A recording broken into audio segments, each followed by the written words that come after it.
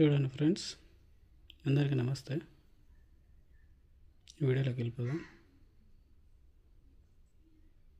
ఇది platinum meteoroids అనుకుంటున్నా, but ఇది వేరే వాళ్ళు చెప్పడం ఏంటంటే హోబా మెట్రాయిడ్ కిందికి వస్తుంది అని చెప్పారు.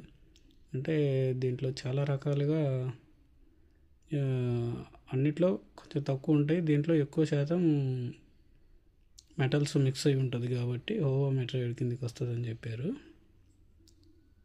చూడండి ఎంత బాగుందో, కొంచెం జూమ్ చేస్తాను.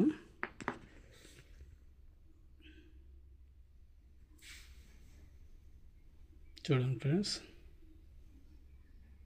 ఆటోమేటిక్గా మనకు మెట్రాయిడ్ స్టోన్ అనేది అర్థమైపోతుంది.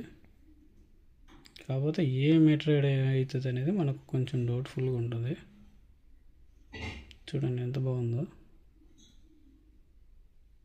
మీకు పదే పదే మెట్రాయిడ్ స్టోన్స్ ఎందుకు పెడుతున్నానంటే అంత బాగుంటాయి, అంత విలువ గలవి కాబట్టి పెడుతున్నా. Thank you friends. నచ్చితే ఒక లైక్ అండ్ ఫ్రెండ్స్.